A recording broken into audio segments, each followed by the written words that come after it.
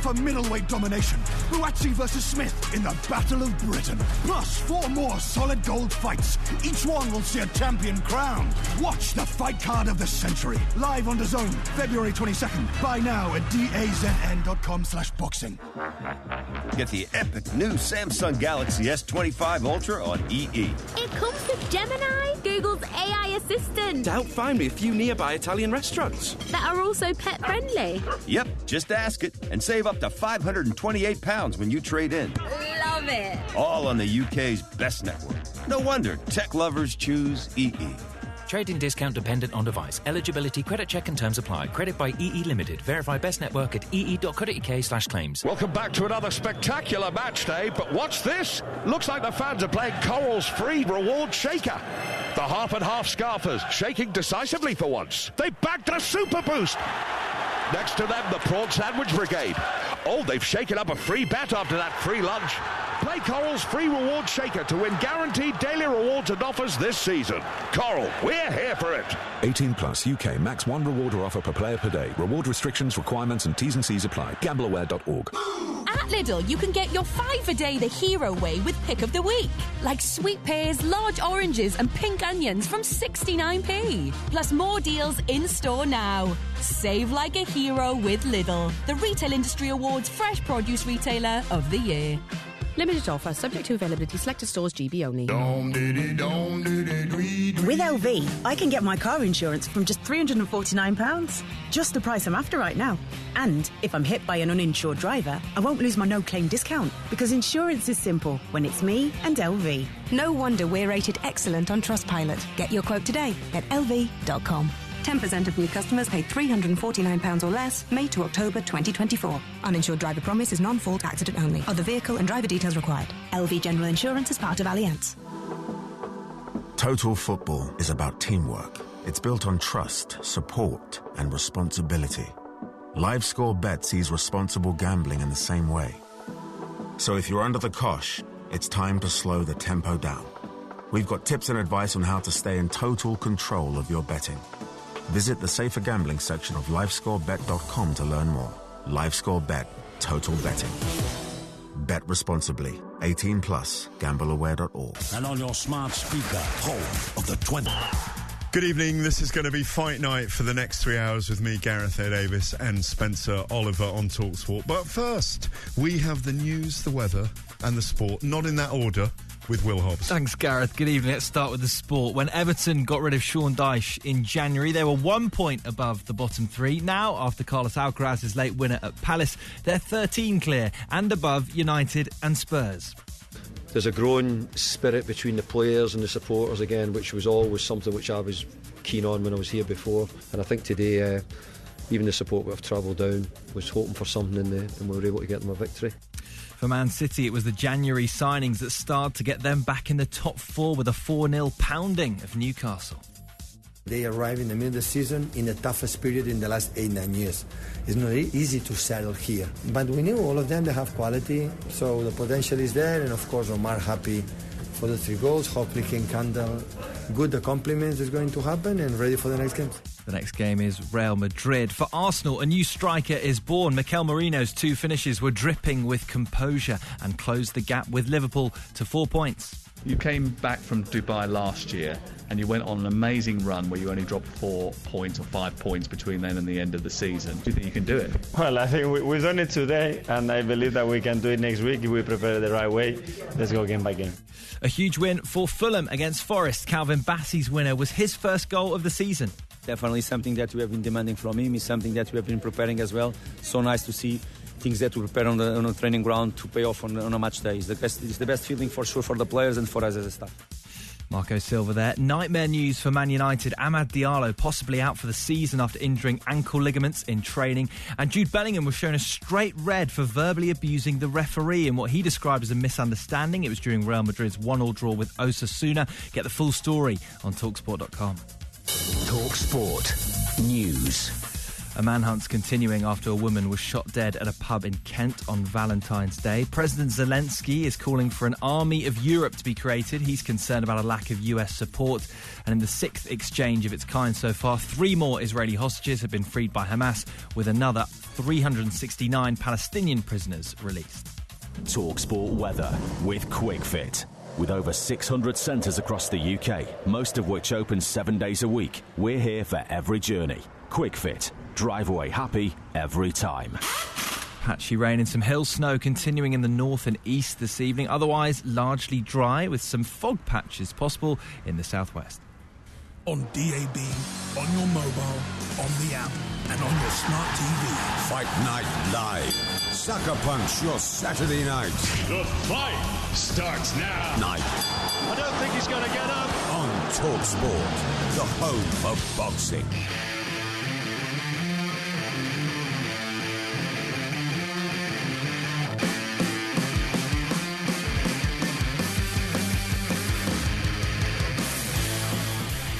Welcome to another massive edition of Fight Night on TalkSport. It gives me absolute pleasure to say we'll be with you up till midnight tonight. My wingman, Spencer the Omen Oliver, in the studio with me tonight. We will preview the biggest, what's called the biggest and the best card in boxing history as Artur Beterbiev takes on Dmitry Bivol once again for undisputed glory. Heavyweights, a mass on that card as well. Daniel Dubois, Joseph Parker will go through the whole thing in forensic detail. We've got plenty of live guests to come as we're joined by the head of Queensberry Promotions, Frank Warren, and British Cruiserweight Alois Jr. joins us live in the studio for 2 segments. We'll also hear from the Cat, Alexander Usyk, who spoke to TalkSport on his visit to London this week. And Saul Canelo Alvarez has signed a 4-fight deal with Turki Al Sheikh. How important is this to the current boxing landscape? That and so much more tonight on Fight Night.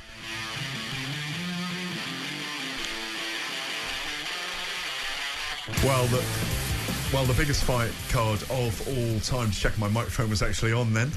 Biggest fight card of all time coming up. We're there, of course, February the 22nd, next Saturday night in Riyadh, Saudi Arabia. But just have a little tease listening to this. To the winner by majority decision. Last 10 seconds. Look at this. Bivol's trying. They're both trying, aren't they? The referee has to split them up. Was that second time in the fight only? Gentlemen. Bivol, Beterbiev, take your hats off to both of them. And now the unified, undisputed world champion. I've got 114. Yeah. Oh my days, this is horrific, isn't it? 116, 114. Beterbiev for me is the winner. This is close, guys.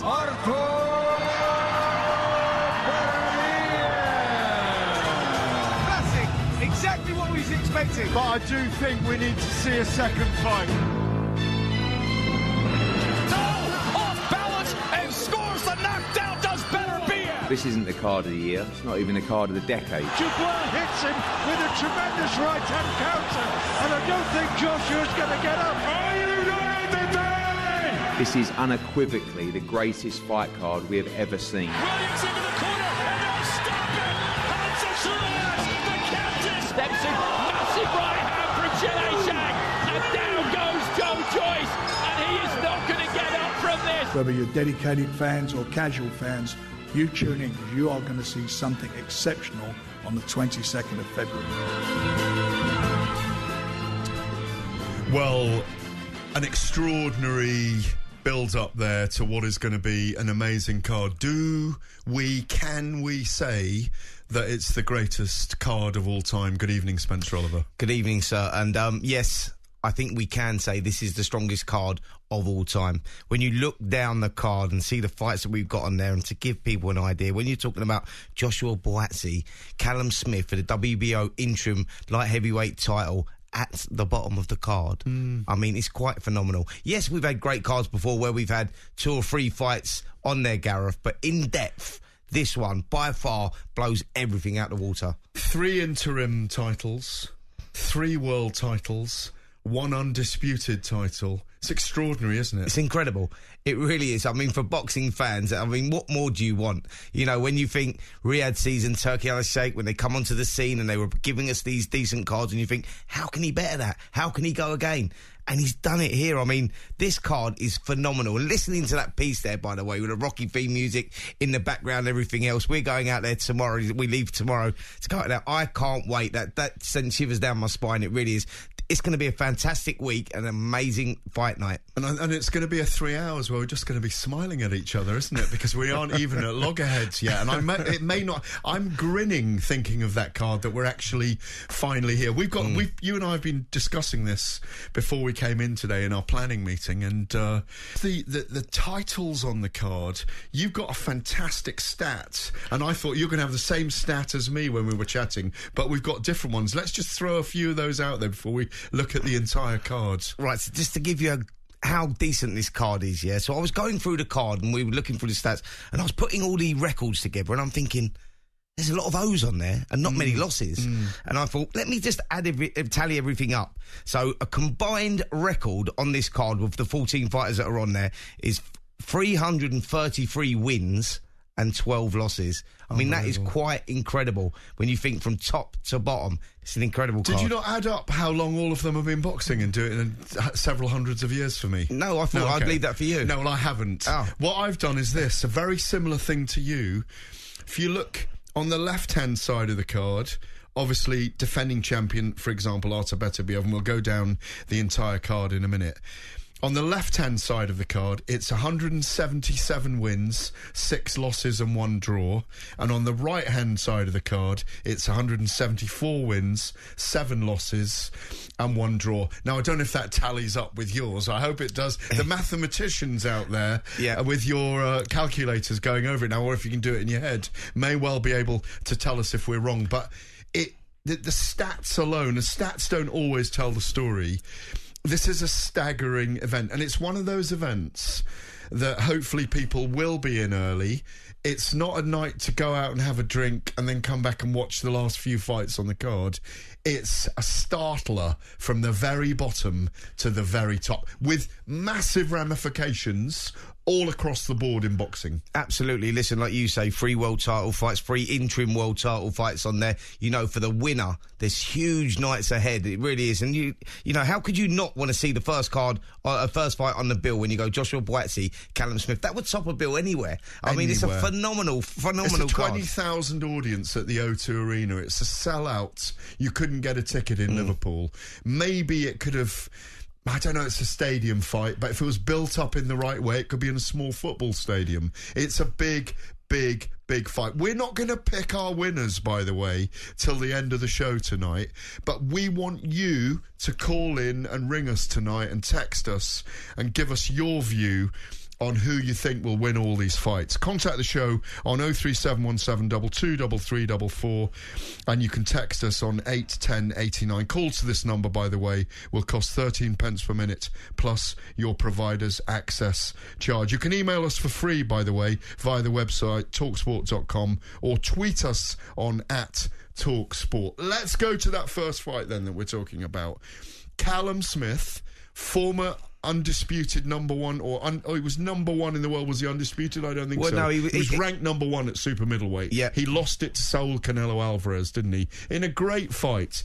But he's moved up to 175 light heavyweight, where Joshua Boatsy has been since an Olympian. Yep. And he has had a slow burn, but this is a massive test for Joshua Boatsy, isn't it? It's a coming-of-age fight for Joshua Boatsy. You know, I think he is proven, but this is a coming-of-age fight because Callum Smith, you look at him and you go, yeah, Gareth, you're right. He was in the pound-for-pound list at one time. You know, when he was down at super middle, he looked very, very difficult to beat. He lost to Canelo Alvarez. Weight maybe becoming a problem. He's a big guy, 6'3", for a super middle was always going to be a struggle. Moved up to light heavyweight, and he's done nothing wrong so far. It's going to be an interesting fight, this one, because Boatsy, as we know, like you say, Rio 2016, bronze medalist, turned professional. 9 years ago. Yeah, they've done it the right way with Joshua, though. They, you know, it's all about the progression and development, and they're taking their time with him. Now he gets his opportunity on this huge, huge card, huge stage. We're going to be talking about this all tonight, and we're going to do our picks, of course, towards the end of the night, but we do want yours, as I've said just now, on those contact channels. I'm going to whip through here because we're going to move to the next section because we've got so much to do tonight. But Zhilei Zhang and Agit Kabayel, vacant WBC interim heavyweight title. Virgil Ortiz, Israel Madrimov for Ortiz Jr.'s WBC world interim super welterweight title. Oh my God, I'm salivating. Carlos Adames, the chance for Hamza Shiraz to win the WBC middleweight title. We're going to talk about this all tonight. Shakur Stevenson, one of the most gifted purveyors of boxing in a ring in this modern era, against Floyd Schofield, a great undefeated prospect for Stevenson's WBC lightweight title. And if that's not enough, Daniel Dubois against Joseph Parker, which could easily be the main event for Dubois' IBF heavyweight title, the title that Dubois obviously took and beat up Anthony Joshua at Wembley Stadium 5 months ago now, and carries his weight into what is probably one of the most destructive forces in the heavyweight division right now against a much bigger Joseph Parker. And then, and we will talk about this in detail, Artur Beterbiev against Dmitry Bivol, undisputed light heavyweight title fight, the rematch, the last crescendo for Beterbiev's WBA, WBC, IBF, WBO and the Ring Magazine belt. Very quickly, Spencer, how exciting is that card? That's incredible. I mean, every single fight you mentioned there is like, you know, you could top a card anywhere. Unmissable. Yeah. Absolutely. You know, you've got the Shakur Stevenson, unbelievable. Carlos Adames, by the way, Hamza Shiraz, coming of age fight for Hamza Shiraz, done nothing wrong so far, but the Cuban Carlos Adames, he can fight, man. Trust me on that one. Top Rank involved, Eddie Hearn involved, Ben Shalom involved, Frank Warren involved. Frank joins us shortly on the show. Golden Boy involved as well, Oscar De La Hoya's outfit. Next Saturday, Talk Sport will bring you live commentary of the undisputed light heavyweight showdown as Artur Beterbiev defends his titles against Dmitry Bivol. Yeah, we'll be there in the Kingdom of Saudi Arabia. Subscribe, by the way, to the TalkSport Boxing YouTube channel and stay tuned for exclusive content from Riyadh throughout Fight Week. That's Beterbiev versus Bivol, live and free to listen to next Saturday and to watch us in action. Watch along on TalkSport.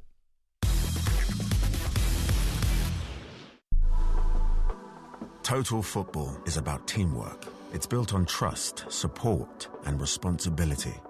Live Score Bet sees responsible gambling.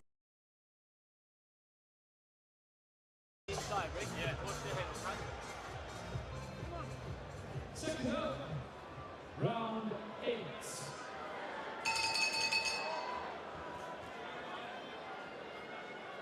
Heading now into those rounds, into that territory where it really starts to hurt. We saw Bellotti come through a real ordeal this time last year to win the title, to take it from Liam Dillon. And now trying to drive home his successes. I chose Wix for my business because of its massive scope for functionality and in defence of that same title.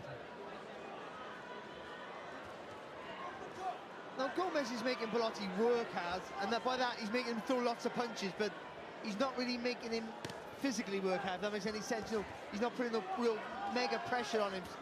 To tire him out, you've got to be hitting him anywhere. Just keep hitting him, pushing him back, walking him down, making him work. I know the way they train, as you said, Dan, in the McDonald gym. They train high intensity for this sort of contest. You have to throw a million punches, you have to constantly move your feet.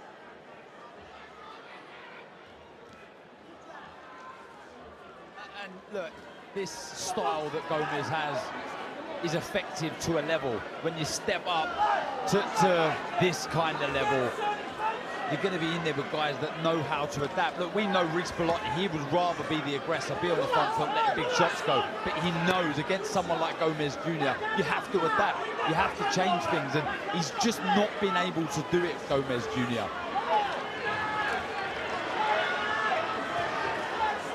Bellotti happy to take his chances, quite often pinging that right hand over the top of the left hand of Gomez. Took a look at right hand there though from Gomez, one good body shot, but look at the response here from Bellotti. And this must be so demoralising, and down he goes again for the second time in the contest. And once again, it's savage work to the body with a minute to go in round 8.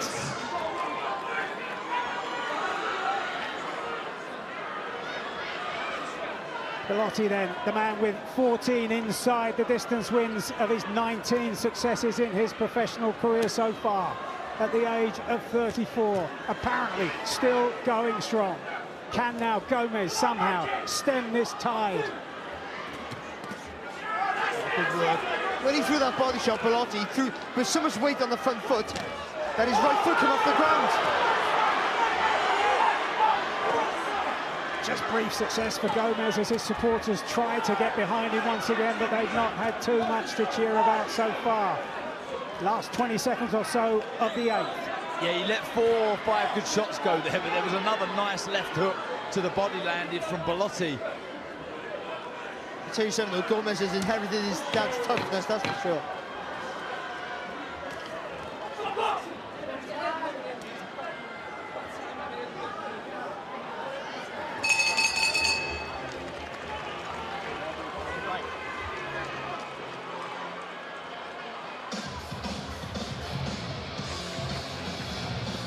Frustrations right there now, Rick. Yeah. But listen, just please stay switched on. You ain't got to get involved with this thing. Yeah. It's pretty easy. You know what I mean? Convert him every time he goes to the body. Yeah, hopefully we see that body shot now, but he leans over so far that his right foot comes off the floor. That's how much weight he put into the shot. You see it there, it's a great shot, it really is.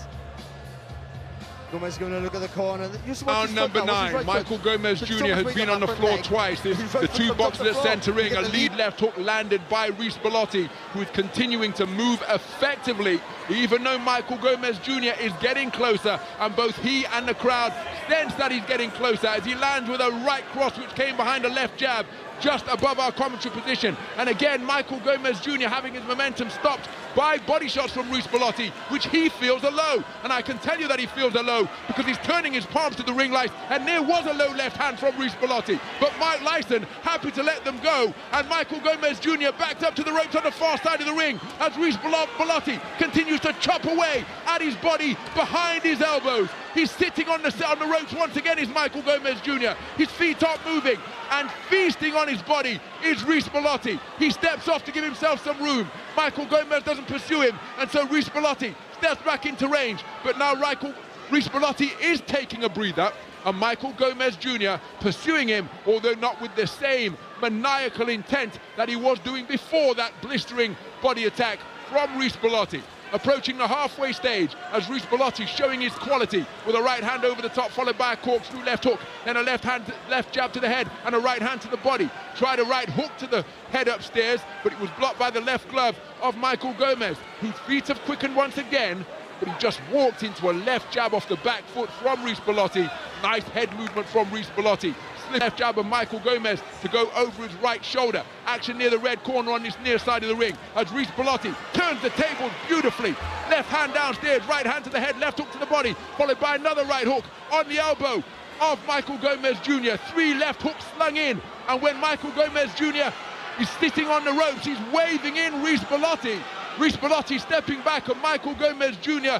not moving. How much of those body shots taken out of him? Now he's trying to find uppercuts off the ropes, while Reece Bellotti went in search of body success once again.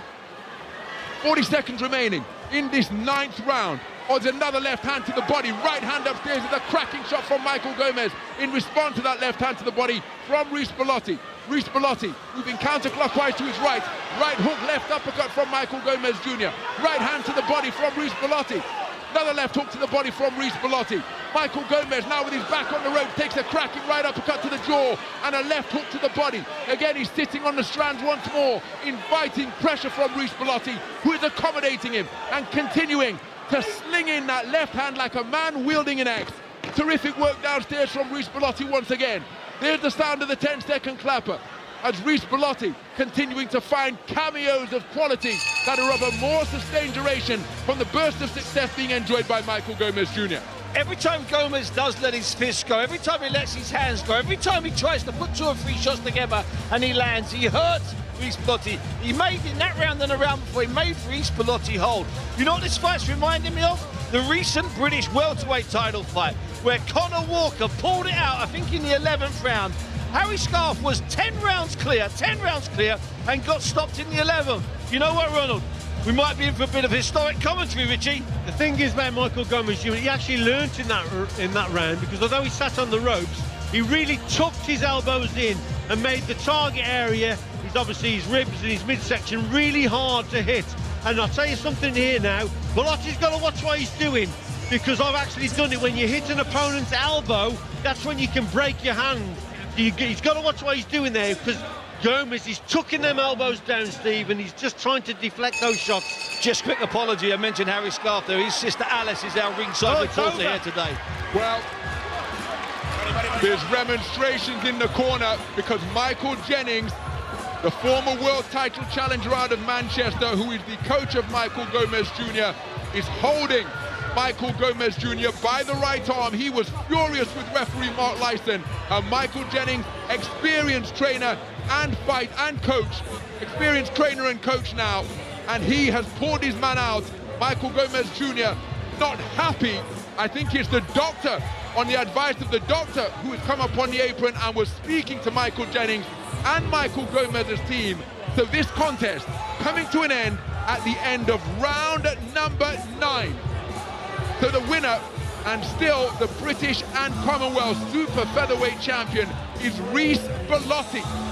And this grudge match, this domestic encounter that was filled with bad blood and rancor, after Michael Gomez Jr. was withdrawn by the British Boxing Board of Control doctors when they were supposed to meet at this venue in October last year. When they got into the ring, they produced a contest that was filled with intensity and to and fro action. But at the conclusion, which came at the end of round number 9, Michael Gomez Jr.'s corner has pulled him out, so Reece Bellotti has successfully retained his title. Alice Scarf, the sister of Harry Scarf, the former British welterweight champion, who's our ringside reporter, she's just spoken to the doctors. The doctors didn't pull him out. The referee, Mike Larson, did. Yep, it may have been because he was so far behind, and he was also complaining. Well, we can't speak to Mike Larson because you can't speak to referees, but I will go over now and speak to someone from the board. You and Richie keep yourself company. So let me just tell you what is taking place up in the boxing ring. Michael Jennings, the coach of Michael Gomez Jr., is on the perimeter of the boxing ring at the red corner, just to the right of our commentary booth.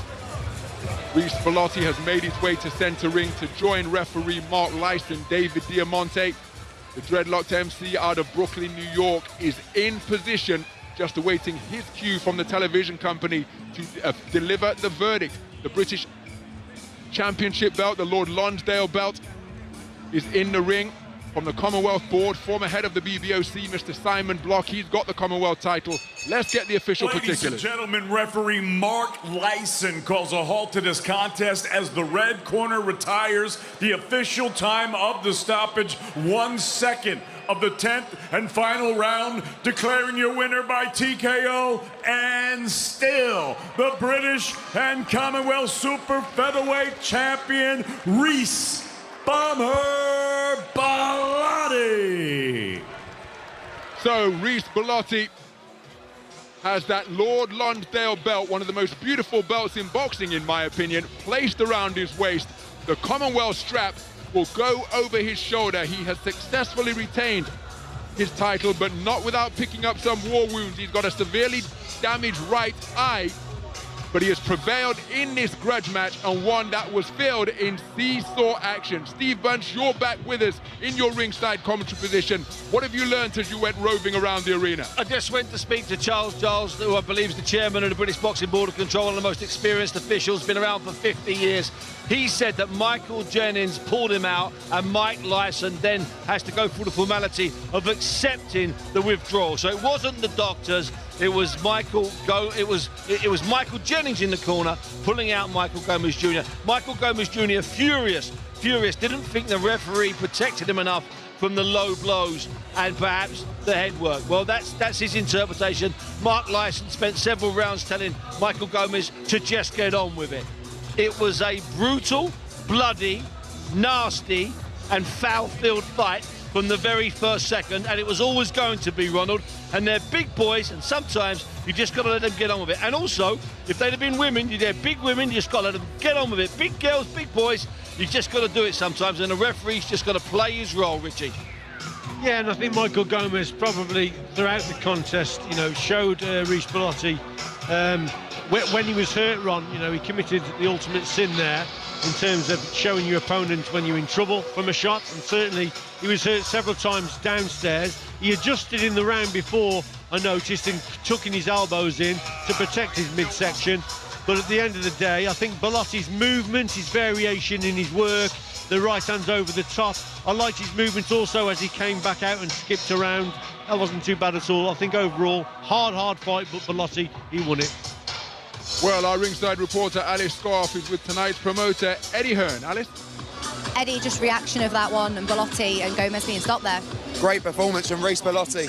I mean, he just battered him. You know, Gomez was brave, taking a lot of punishment, but in the end it was just too much. And he's going to have sore ribs tomorrow. It's a great body punching performance from Reece Bellotti. And looking ahead to our main fight, I mean, that crowd then was raucous as it is. Imagine when Jack comes out. This is going to be not just a great atmosphere, but a very tough fight. This is a world-class fight. You know, Barboza's 31-0. Oscar De La Hoya's charge. It's 1v2 in the WBO. Massive fight for the division. No, brilliant. And you've seen Jack. How is he in the dressing room? Chilled. I'm going to go and see him now. But Jack's the same all the time, you know. Very calm. Last few performances have been fantastic. He needs a good one tonight. Brilliant. Thanks, Eddie. Thank you. Thank you very much indeed, Alice. The thoughts ahead of our main event tonight of tonight's promoter Eddie Hearn. Let's turn our attention to that main event. Steve, you've explained the vagaries of what an interim world title challenge means. It means that the winner will leave the ring with a belt tonight, but depending on what the world champion Teofimo Lopez does, that will determine whether the interim champ is upgraded to the full champ. And incidentally, Steve, Richie, we should probably point out that, as you suggested, Steve, Teofimo Lopez, his next contest is rumored to be being made in Alcatraz. He's out of Brooklyn, New York. He's got Richardson Hitchens, the IBF champion from Brooklyn, New York. They're talking about a potential unification contest which can override a mandatory obligation. But to your point, it's unlikely that Teofimo Lopez will face the winner of tonight's contest. I don't think Teofimo Lopez will agree to fight either Barboza or Jack Catterall, irrespective of how the fight ends, irrespective of even if Jack Catterall walked through him in 2 rounds or got knocked out in 2 rounds and left a statement. I don't think under any circumstances will we see Lopez against either of these two men.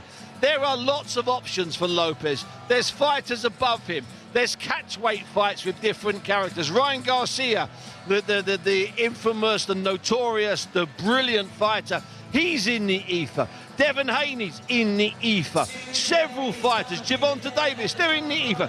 They're in circulation for a fight that would generate the type of money that Lopez believes he's due, Ronald, and that's the key. Indeed. So let's focus on tonight's protagonist then. Jack Catterall, Arnold Barboza Jr. Steve, Jack Catterall really flying at the moment. Ranked number 2 by Ring Magazine and the WBO. A consensus top-tier fighter. His trainer, Jamie Moore, opines that he's the best in the world. He just needs the opportunity to prove it. What say you? Well, you know what? There are some really good welterweight champions, some really good contenders. And I'll give you a stat. I don't often do stats, Ron, but I'm going to do you a stat here today. So I'm holding my fingers up to make it easy for people watching on radio. There are 4 sanctioning bodies, 4. Each sanctioning body has a top 12, okay? So by my calculation, okay, there should be 12 different boxers ranked in, well, all of the sanctioning bodies. Wrong. How many men do you think are in the 4 different sanctioning bodies top 12? Shall I tell you the number? It's staggering. 33 different men are ranked by the 4 recognised sanctioning bodies. That means we're in an open playing field.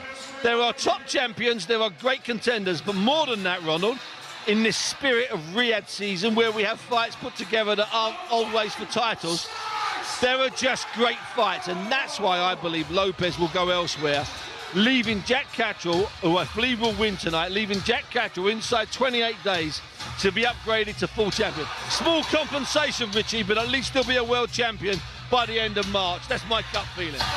That's why you're the best in the business, Steve-O. I listen to you all night, son. So, as we mentioned, Jack Catterall, as the volume has been pumped up to maximum here. We're struggling to hear ourselves at ringside, such is the atmosphere at the Co-op Live Arena. But we mentioned Jack Catterall on this magnificent recent run, Richie. Before that disputed loss against Josh Taylor for the undisputed title up in Scotland in February 2022, he was out of the ring for 15 months. After that win, he was out of the ring for another 15 months. But since then, he has been absolutely flying with wins over Dara Foley, Jorge Linares, Josh Taylor and Regis Prograis. How important is activity in the momentum and the confidence that Jack Catterall's been displaying in his performances? Well, you know, at the end of the day, activity is the number one issue and the number one thing for any boxer, isn't it? And I have to say, Ronald, Jack Catterall and Arnold Barboza, if you look at their records, no one deserves a world title shot more than these two. If you look at them, they're very, very similar. Age 31, Jack Catterall, Barboza 33. They've both had 32 contests. I mean, 31 contests for Barboza. So they've both had 31 contests, should I say. And if you look at where they're ranked in the world, it's WBO number 1 against WBO number 2 and WBC number 3 against number 4. They've got an incredible record, and for the number of fights they've had and all these 10-rounders and 12-rounders that Catterall's had, no one deserves the world title more than these two, I'll tell you that for nothing. Jorge Linares, OK. Josh Taylor, Regis Prograis. 3 wins, back-to-back wins over an 18-month period, or whatever it was, for Jack Catterall. Those are 3 world-class wins. Cynics might say, Buncey, be quiet. He was over the hill. Well, he was over the hill once the fight started. Buncey, shut up. He should be in the lower weight. He was rubbish as soon as the bell started. That's 3 brilliant wins. I'm going to ask you this. I'm not going to ask you this seriously because you'll be getting your notes out and on BoxRec checking all stats. That is a sequence of 3 wins before a so-called world title fight that could stand the test of time. Parachute that back to anyone that's won a world title and tell me they had 3 successive wins like that. There's always one good win before a world title, but then there's always an easy one just to keep the guy ticking over. Linares, Josh Taylor, and the last fight against Regis Prograis. That's a quality series of wins, Ronald. It most certainly is a quality series of victories in consecutive bouts for Jack Catterall. But to Steve's point, Richie, they all were former champions. Bingo. Here he's facing off against an undefeated guy who hasn't had his shot at glory so far. So give us a fighter's perspective as the sounds of Sweet Caroline begin to reverberate around the Co-op Live Arena, telling us that we're getting closer to our main event. But what is the difference, Richie, between facing somebody who has yet to have their shot, is undefeated, and still has that fire in their belly to achieve their lifetime goal? Yeah, what's the difference? That's a great point, isn't it? You know, you're boxing someone who's on the up, who's undefeated, who's hungry. You know, at the end of the day, every boxer who goes into it looks at a world title as the ultimate goal. And for me, it was the WBC title. That's the title I always wanted to win. The title that Muhammad Ali held. All those great fights that held the WBC title. So, when you actually fight a champion, yes, it's a great feather in your cap that you beat a former champion. But I think it's more difficult in beating someone who's undefeated, because there's always that question mark of how good he actually is. The kid has never been beaten. This is a genuine, proper world title fight, Ronald. Let's get it right here. Catterall's only been beaten once, and Barboza, he hasn't been beaten. He's still undefeated and he's hungry. And Ronald, as I was saying to you earlier on before we came on air, this has to feel, and I'm going to use the word, and I don't like using it, old school. It has an old school feel to it. Jack Catterall is by far the best light welterweight 140-pound boxer in this country, arguably in Europe. By far the best. Barboza's coming over. If Barboza wasn't unbeaten, it would be a good fight. But he's unbeaten. And what's more, no one's reached out to him, have they? Hey, no. See the timing I did there? I'm even in tune with the sun. I'm in tune with Neil Diamond. No one is reaching out to him because they know something. Now, here's the thing. Jamie Moore told me, he's the trainer of Jack Catterall. He said, Steve, he doesn't do anything brilliantly, but he does every single thing well. That makes him an old school, there's the word, second tone. He's starting to move. That man there, we can see on our screen, And look how focused he is. Arnold Barboza's a real fighter.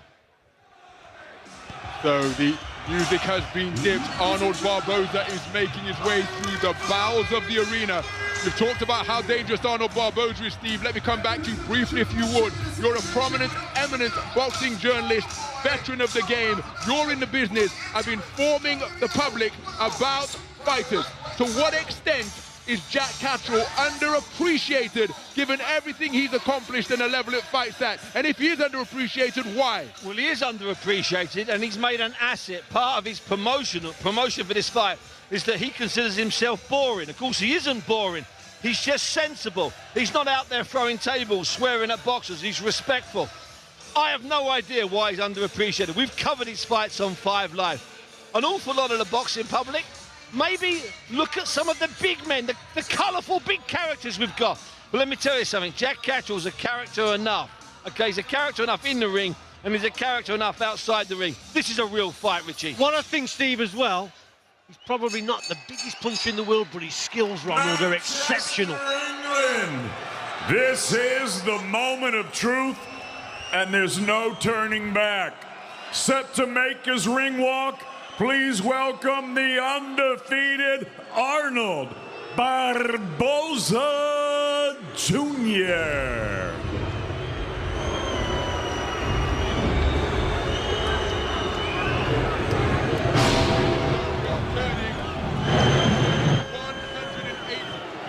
We are turning 180 degrees here at the Co-op Live Arena to see the entrance into the venue of Arnold Barboza Jr., the undefeated 33-year-old from Long Beach, California, who brings to the boxing ring a perfect professional record of 31 fights, 31 wins, 11 of them coming inside the distance for a relatively modest 36% KO record. But he is skillful, he is tough, he is determined, resilient and hungry. He's coming to the ring for his second fight outside of the United States of America, and coming off a career best win when he outpointed the former unified world champion Jose Ramirez in Riyadh, Saudi Arabia. And the only other man to beat Jose Ramirez, a certain Josh Taylor, on the night that he became undisputed. Steve Bunce, what do you make of his demeanour as he makes his way to the red corner just above our commentary position? Well, Ronald, I'm going to tell you now, I interviewed him on Thursday and he looked pensive. He has transformed himself. Maybe the weight was the problem. After he's weighed in to this man here, I barely recognise Arnold Barboza in the ring from the guy I spoke to on Thursday. This guy's come to win the title. The pensive one on Thursday, I wasn't so sure. Entering the arena, El Gato, Jack Catterall.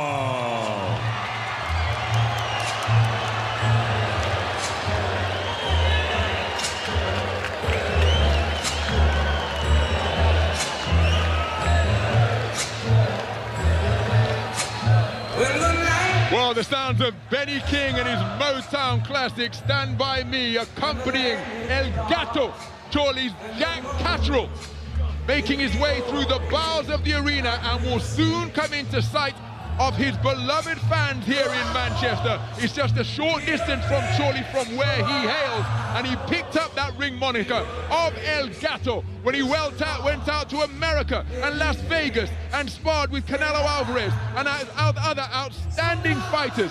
And his southpaw reflexes, his accuracy, his punch picking, the reflexes of a cat, and that is why he has that nickname, El Gato, Spanish for a feline. Still no sign of Jack Catterall as he prepares for his second fight here at the Co-op Live Arena. Having performed in the maiden boxing event here back in October, we brought you blow-by-blow commentary of that contest. Another terrific win over the former two-time light welterweight champion Regis Prograis, the Rougarou from New Orleans, Louisiana. And now Jack Catterall, who, as Steve Bunce pointed out, has embraced his personality, which has been characterized as boring, just as older sports fans will remember that Steve Davies did. Called himself Steve Interesting Davies. Jack Catterall, in a magnificently made trailer, said he was from Borington and really played upon the characterization he's received in the press. But what an atmosphere here at the Co-op Live Arena, Steve, in anticipation of the arrival of their hero, Jack Catterall. Yeah, Richie and I always do the same thing at ringside the last 25 years. We take our headset off and we can hear it, and you can sense that noise. This is it. Jack Catterall has just appeared in front of a giant screen at the rear of the Co-op Live Arena prior to making his way down the ring walk. It's a gigantic screen behind him. It is the size of a small block of masonettes, and he's got 4K high-definition images behind him as he's shadowboxing. He says the words Catterall and El Gato, and now he is sauntering confidently down the runway, wearing a brown hoodie, brown shorts trimmed with black, short ankle socks, and brown and white boxing boots. Already at the ring apron, up the 3 steps, into the ring, and listen to the crescendo of applause that heralds his arrival into his place of business, the 4-cornered square of the roped arena of the boxing ring. Richie, what do you make of his demeanor and his approach to the ring? I think he looks really calm and calculated, to be quite honest, and as he stepped into the ring, he just punched the air. He's very calm indeed. Everyone's on their feet. Obviously, you know, this is a homecoming for him. Yeah, they love him here, and he looks good. Ladies and gentlemen, good evening and welcome to the Co-op Live here in Manchester, England. We are live on DAZN for the main event of the evening. 12 rounds of boxing scheduled for the interim WBO Junior Welterweight Championship of the World.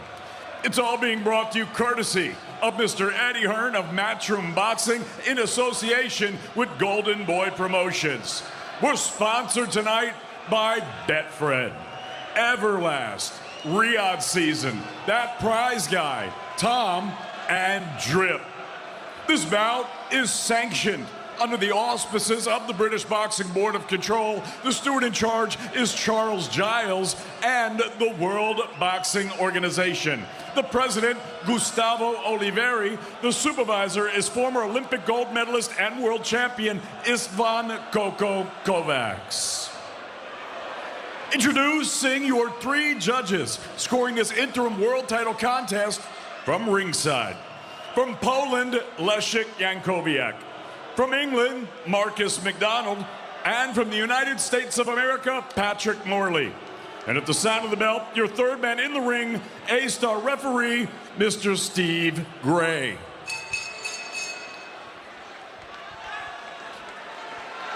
And now, ladies and gentlemen, the stage is set, and we are here. This is it. The time has come. I said the time has come. From the 4 corners of the world to the 4 corners of this ring right here in Manchester, England, the fight starts now!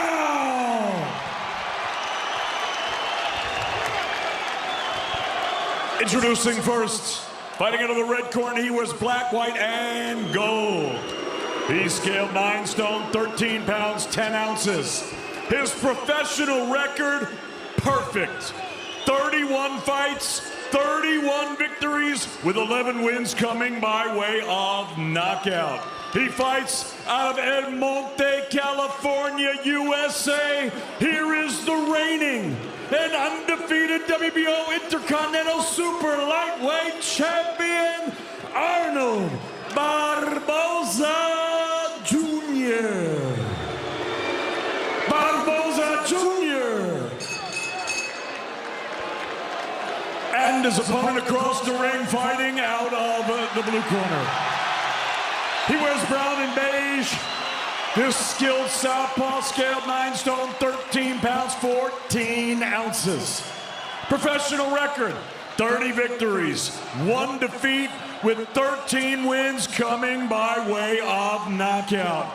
Proudly fighting out of and representing his home of Chorley, England, here is the reigning WBO International Super Lightweight Champion, Jack El Gato Catterall!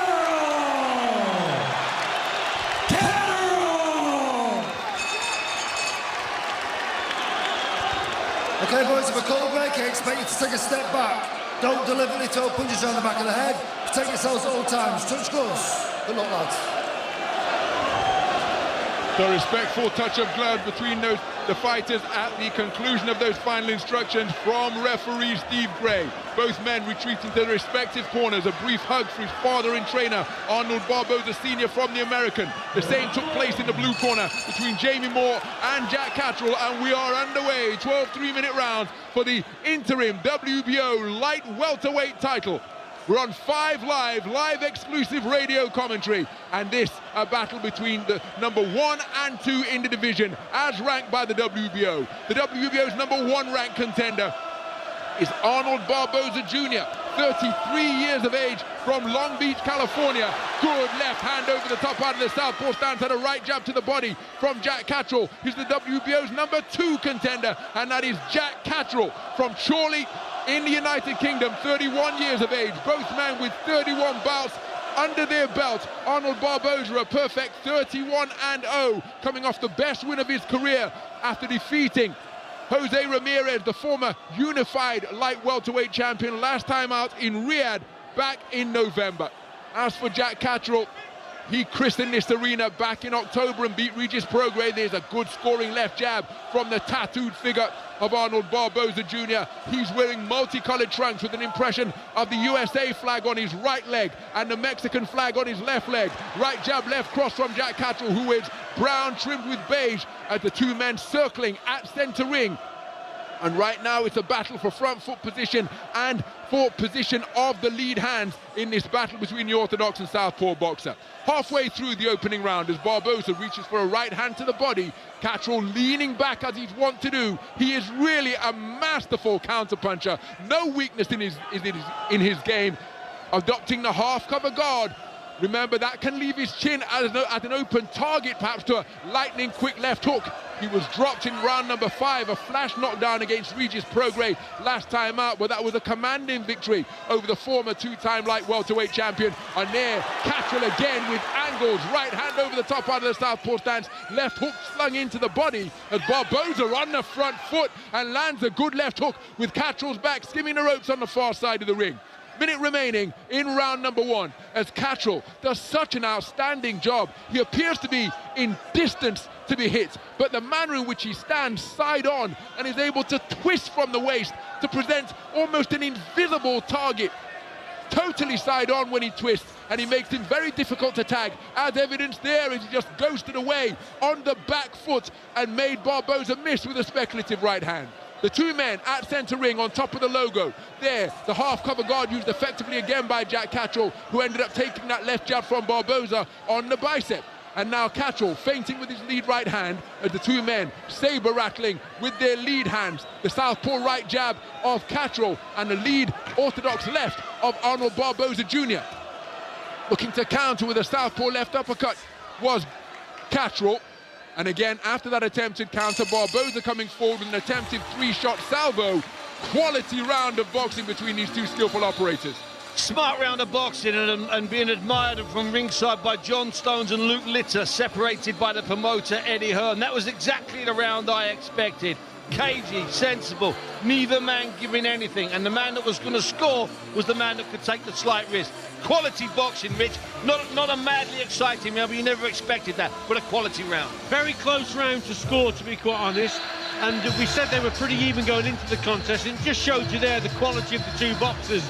So what Catterall's trying to do, he's sitting on his back foot, he's trying to draw the lead of Barboza, then he's trying to go in with a counter. But Barboza knows that, and so Barboza is reluctant to come over his front foot. So it was a very, very tight round. I actually thought Barboza might have just nicked it, but it's really close. You couldn't argue with that. They're countering and feinting each other, sometimes not letting any punches go. It's a chess match, as the cliche goes. The voices of Five Live regular Steve Bunce and the former WBC super middleweight champion of the world, Richie Woodall. Live exclusive radio commentary here on BBC Radio 5 Live of this battle for the interim WBO light welterweight world title. Two of the best operators in the world at 140 pounds, engaging in a thinking, physical encounter in this first round and indeed in the first 30 seconds of this second round, as the two men just feinting one another, trying to draw out that lead, draw that response which they can then seek to counter. And again, there's a beautiful right jab on the counter, right on cue from Jack Catterall. This is how he goes about his work. He is an out-and-out counter puncher. He will wait to lure that fish in, as he came in with a right hand over the top, for as long as it takes it if necessary. And perhaps that's why by the uninformed he is sometimes perceived and indeed characterized as boring. But that is a persona that he has adopted, he's embraced it, and he made that cracking video to promote this fight. But make no mistake, if you know the sweet science of the noble art of boxing,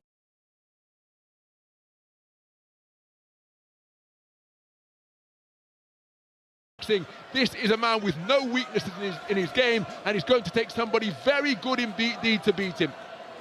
The one loss on his ledger as a right hand driven into the chest from Barboza, and then trying to claim his man's hand and counter with a southpaw left over the top is Catterall. And again, he's turning side on, catching the left jab of Barboza, who's attempting to go to the body, but he's catching it on his elbow with effective use of the half cover guard. Right jab, left cross from Jack Catterall, and then a left jab from around his belt line, which somehow snaked his way in between the high-held gloves of Arnold Barboza. Both men on top of the logo at centre ring, as the thinking and feinting and studying continues. Minute remaining in this second round, as Catterall peering up from beneath his eyebrows. Now he puts his hands up to bracket his head with his hands, and Barboza, right hand cemented to his chin, left hand around his kneecap, and again each man trying to draw that lead. It's resembling a fencing match at some points, and during that attempted counter-punching exchange, it was Barboza who got through with the right hand. That drew Catterall forward in search of his get-back, but his attempted three-shot salvo was off the mark because Barboza showed his ring craft and utilised good footwork to engage reverse gear and make his man fall short. 30 seconds remaining in this second round as Catterall over near the neutral corner on the far side of the ring. There's a left-hand lead to break the standoff that occurred between Chorley's Jack Catterall and Long Beach's Arnold Barboza Jr.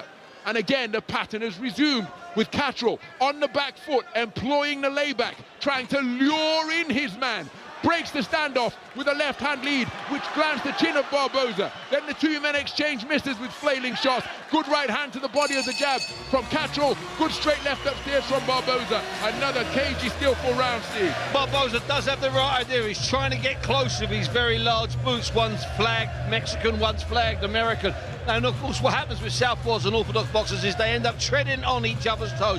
I'm not so sure it's intentional at the moment, but it's ugly. And they gave that just to Catterall, but I've got no problem to be persuaded. Yeah, and I did. I thought Catterall just nicked it. You see, the problem you have with an orthodox and southpaw boxer, the rear hand of both boxers has to travel a little bit further to the target, and that's why both of them are not scoring with their backhand, because their opponents aren't coming over the front foot. It's quite simple. Barboza actually made a couple of mistakes in that round as he went forward. Towards the end of the round. But that's when you've got to pounce. If they make a mistake like that, you've got to punish them. And Catterall just failed to do it there. So he's got to be sharper, but I thought he nicked it, Steve. So do I. So we move into the third round.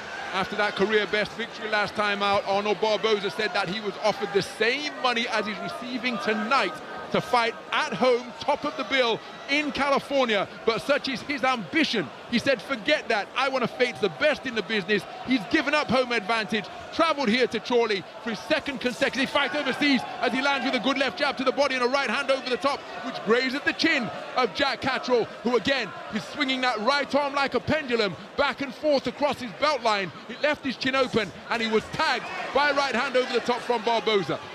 Coming on a forward foray is Jack Catterall, but he was inaccurate. The attempted counter right hand from Barboza Jr. was off the mark. The two men exchanging jabs, but a counter left jab upstairs. The final shot in that exchange. So first and third boxing for Barboza, and his final jab was the most eye-catching. He then scores with a left jab down to the body as Catterall leaning over that back foot once again.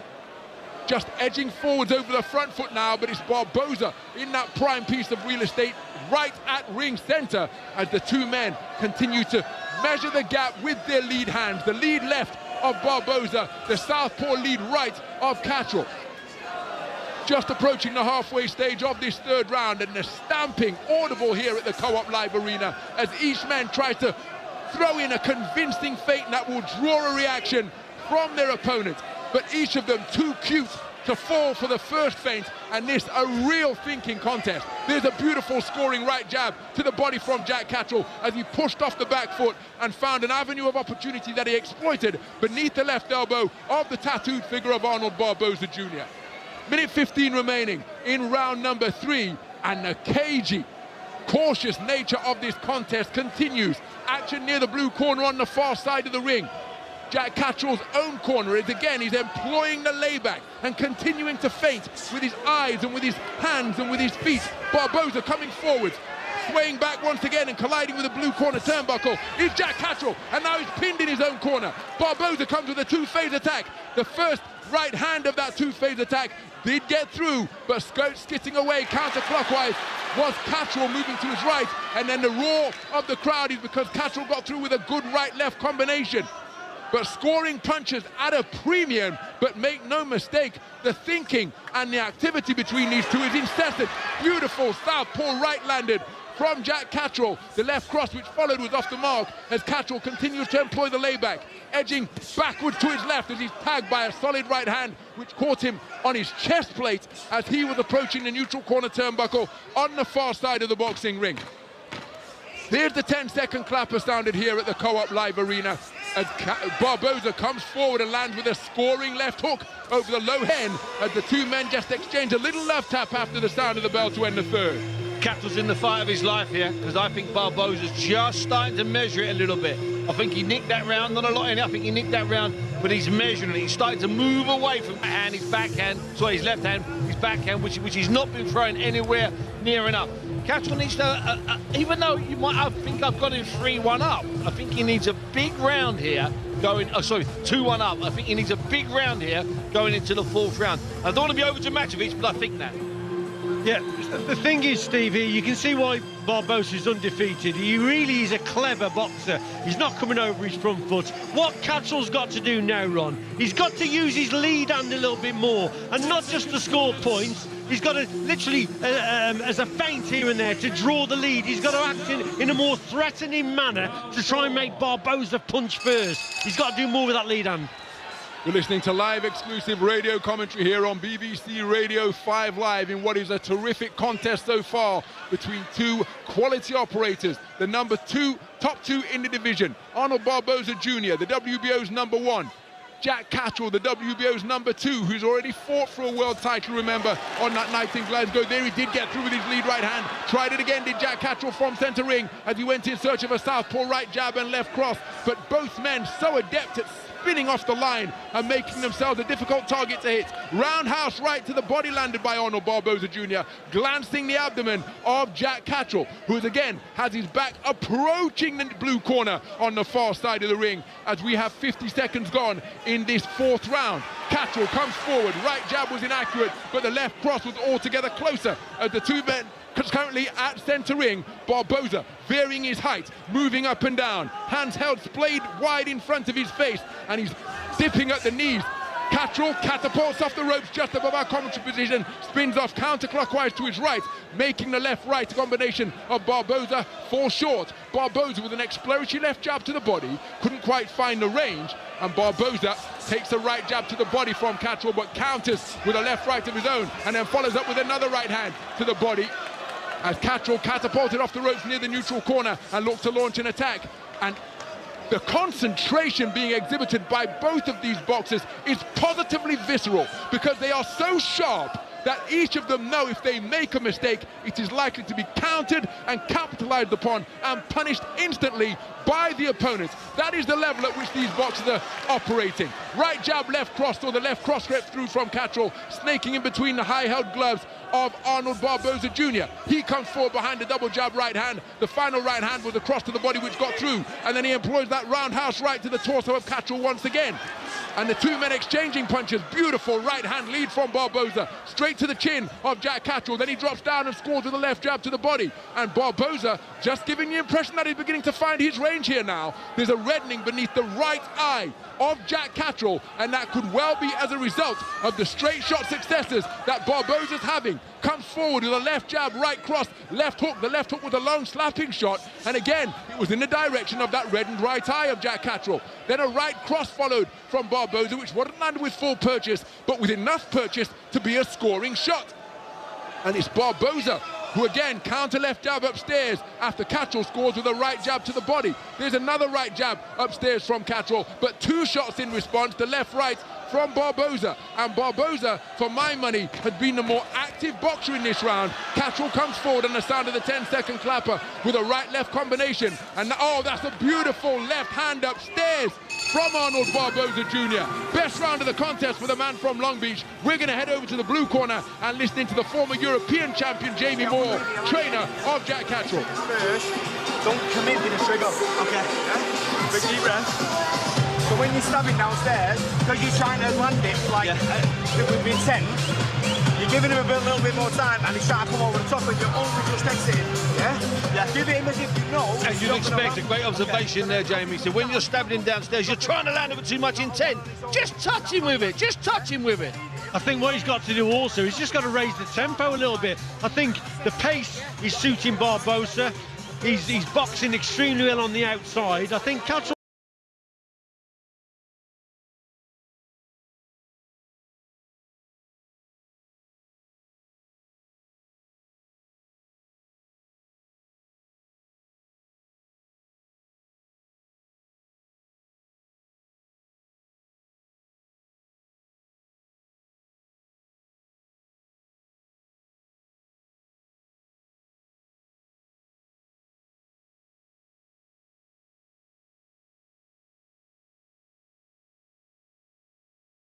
Has got to raise the pace in and out with the feet and try and make Barboza punch and come forward. He's more vulnerable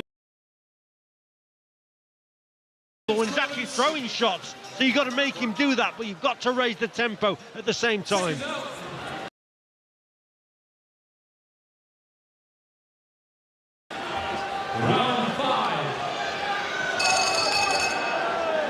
So we move into round number 5 in this battle for the WBO interim world title at 140 pounds, 10 stone light welterweight. And it's as though Jack Catterall has heard the instructions of the former WBC super middleweight champion Richie Woodall, because he's come out with far more purposeful intent to begin this 5th round. But now that's countered by a forward foray from Arnold Barboza. But Jack Catterall up on his toes, ghosting away from near the neutral corner on the far side of the ring, counterclockwise to his right, to evade all of the punches being fired in by Barboza. But now the both men back on flat feet near the blue corner on the far side of the ring.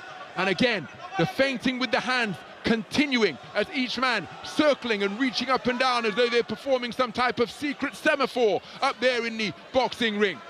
Exploratory jab to the body was inaccurate from Barboza, as was the counter right jab upstairs from Catterall. And after that brisk start to the round by Catterall, the pace has dropped again as the two men almost seeming as though they want to hypnotize each other, as Barboza gets through with a left-right combination upstairs, counter combination to the body from Catterall. And again, the tempo is not high, but this type of concentration knowing that every mistake is going to be punished. That is taxing in itself. There's a good left uppercut to the body landed by Jack Catterall after he was set up by an exploratory right jab upstairs, which was inaccurate. He turned his palm to the ring lights, making it a shoveling shot to the abdomen of the man from Long Beach, California. Beautiful right jab from the belt line, snapped into the face of Barboza by Jack Catterall, who's leaning over the back foot, pushes off that back foot to score with a right jab to the body, with a right jab to the body once again. But again, it's Barboza who answers with a cluster of punches on a steep downward trajectory to the body of Jack Catterall. Left jab with a scoring shot, right cross from Barboza went over the top. Catterall tried to counter, but Barboza was out of range.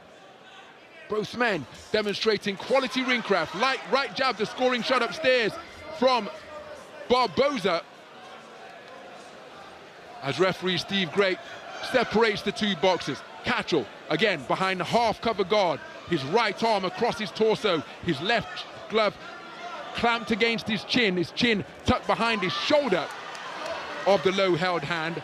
Tried a right-left combination, but was inaccurate. 30 seconds remaining in this 5th round, as Barboza just moving clockwise to his left. There's a good right jab on a forward foray from Jack Catterall, and the two men doing an outstanding job of presenting their opponents with angles.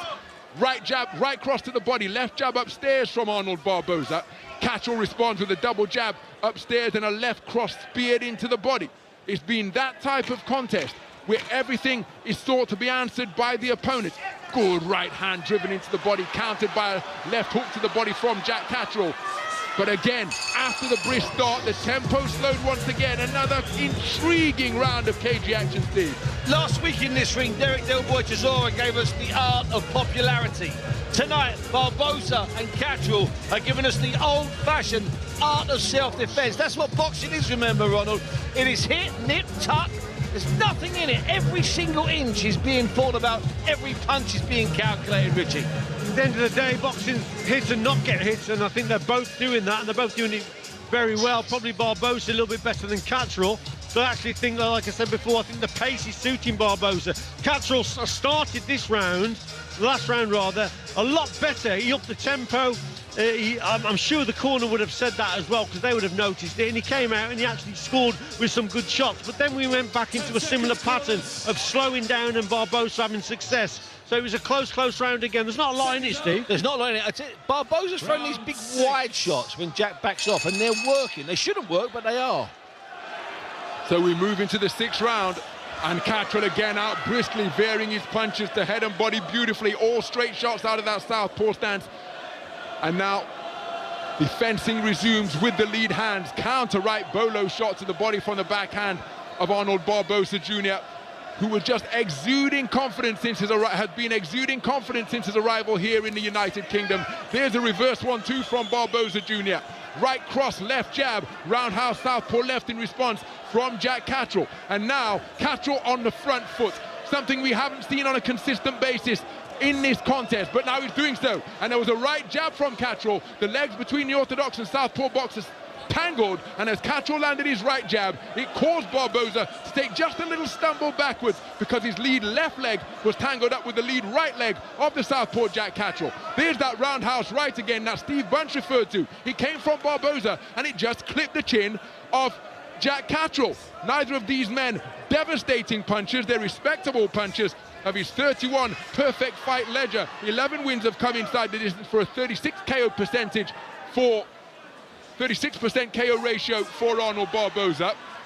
But all of them are scoring accurate shots that each man is letting go. Catterall, incidentally, with 13 wins inside the distance in his 30, is a 43% KO ratio on his ledger. Barboza with a left-right combination upstairs, counter left hand to the body from Catterall, and then a right-left combination from Catterall. The left cross was solid and stiff and accurate. There he fires in the same salvo once again. The right jab setting up the backhand beautifully from El Gato, the southpaw from Chorley.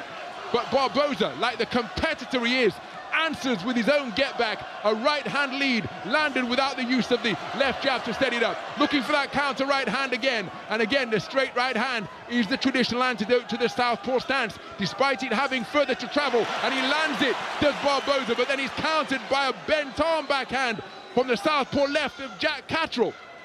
And that is the contest in a nutshell. There's Barboza with a left-right combination once more to the chin of Catterall. The right hand was solid and accurate. There he lands it once more, setting up his backhand beautifully with his lead left stick. Catterall responds at centre ring with a right jab to the body out of that southpaw stance. Barboza responds with a left jab beneath the armpit in the face of the former world title challenger. Remember, this interim title bid is Barboza's first 12-round contest tonight, with this Jack Catterall's 8th scheduled 12-rounder. And as we've alluded to throughout our build-up, Jack Catterall is no stranger to mixing in with the very best in the world. Josh Taylor 2 times, Regis Pro great last time out. Oh, beautiful counter combination from Arnold Barboza Jr.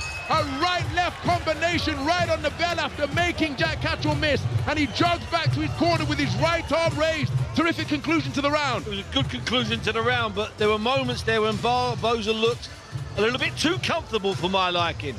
I expect Jack to come out very fast this round, but I'd like to see him finish fast. Finish fast, nick around. Start fast, it's forgotten at the end. I'll tell you what, Steve, there was glimpses in that round of what Catterall maybe got to change tact a little bit and start going on his front foot, because there were parts there when he was pushing him back and he had a bit of success. So there's counter-punching on the back foot with the Catterall's an expert on, but there's also obviously counter-punching on your front foot. Now, to do that, you've got to have a little bit more head movement, because you've got to go forward, threaten with the feet and get too close to the opponent, and then the opponent throws the shot. That's when you do your slipping and then you come back with your counters. He can do this, but it's just a different way of boxing for Catterall. I think he's got to take some risks, Ronald, I really do. 6 rounds completed, a scheduled 6 rounds to go. We'll be on the halfway stage of this battle for the interim WBO light welterweight world title here on BBC Radio 5 Live. Steve Bunce has mentioned that John Stones of Manchester City, from just across the way here at the Etihad campus, is in the house. So too is Luke Littler. Also in attendance is a man who has just been named as the mandatory title for the WBC title, as Arnold Barboza Jr. gets through with a cracking right cross once again, and that is Dalton Smith from Sheffield. He, an interested observer and very much in the shake-up in the upper echelons of this 140-pound division that is one of the most talent-rich in boxing. Catterall got through with a good left hand to the body just a few moments ago. Catterall tried to come forward behind a southpaw right jab, but his forward foray was negated beautifully by intelligent back foot movement by Arnold Barboza Jr. And he's remaining so composed. Remember, just his second fight outside the United States in his first 12-rounder, and he's cutting a composed, poised figure here.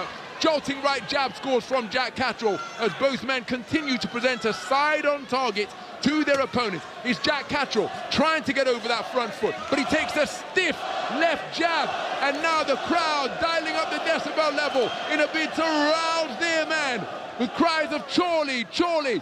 Will Jack Catterall be able to harness some energy and inspiration from that? There was a good left hand to the body from Catterall out of the southpaw stance. But there's a good left hand to the body once again. It landed on the sternum from Catterall to inconvenience Arnold Barboza Jr. But right now, Arnold Barboza Jr. has not been made to appear uncomfortable. He's fighting overseas in his opponent's backyard. There's a beautiful roundhouse right, landed without the setting up of a jab, and the same shot once again, this time from a further distance away, and then he drops it down to the body. It was blocked by the southpaw right glove, but then he comes back upstairs and lands with a left jab, right cross. Catterall responds with a single straight shot of his own. Low blow from Jack Catterall, and then after the command of stop boxing from referee Steve Gray, Jack Catterall helped himself to 3 free punches. So, it was Arnold Barboza. Not sure if it was admonishment or if Steve Gray was checking is okay, but there was a command of stop. Jack Catterall, it came from behind him. You didn't see Steve Gray, you didn't hear it. And as Arnold Barboza heeded the referee's instructions, he was picked off by 3 free punches from Jack Catterall. But remember, the referee's mantra is protect yourself at all times. And for once, Arnold Barboza Jr.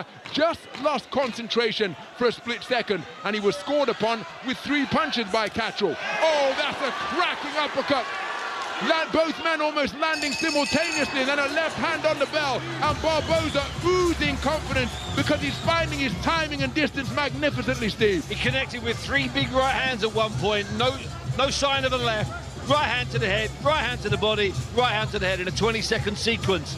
Jack shouldn't be taking any of those, let alone all 3 of them, Richie. They need to do something in that corner. He needs to be aggressive and sensible. Yeah, you can see Barboza is growing in confidence. He's launching the attacks now from quite a distance away, but he's actually landing with his right hand, so he's growing in confidence. It's a good display, I think, from Barboza, because he's very, very calm. He's still staying on the outside, working well with his jabs. And we said before the contest, he's a very good straight puncher, and he most certainly is. What is disturbing, though, is catching Catterall with these long right hands. Catterall's got to wait for that shot and just throw a straight 1-2 down the middle as he comes on. He'll walk onto it. So we move into the 8th round. Remember, this is the first ever 12-rounder being contested by Arnold Barboza Jr. But the manner in which he's operating, well, it looks as though he could box all night. Again, he hasn't been made to appear uncomfortable on a rare foray outside of the United States of America. And Jack Catterall has surely got to test that, try and place some doubt in his mind to take him into the 10th round and then have him think, boy, there are still 2 rounds to go and I've not done this before. Left hand to the body wasn't too far away from Catterall. It was slung in with the palm turned upwards. The right hand, which followed over the top out of the southpaw stance, was inaccurate. But again, there's been no tempo change from Jack Catterall, and Arnold Barboza appears oh so comfortable at this type of pace. He's just reaching out with the jab and then follows through with an altogether more purposeful right hand. Catterall responds with a right jab, left cross, but then Barboza answers back in an instant to send a shower of spray from the close-cropped dark hair of El Gato Jack Catterall. And again, that is testament to his competitive spirit, because the crowd, they're doing their best to rouse their man. Look at that counter jabbing from Arnold Barboza, employed the layback to make Catterall miss, and then came back with a trip hammer of 3 left jabs in a flash. Good left hand to the body, right hand over the top from Jack Catterall, who is remaining concentrated. Again, we mentioned that he's an out-and-out counter puncher, but he's going to have to counter punch at a greater tempo than he's currently doing, for my money, because beyond the halfway stage of this 8th round, Arnold Barboza continues to cut an incredibly composed and indeed relaxed figure. The onus is on Jack Catterall to try and impose some discomfort onto his boxing.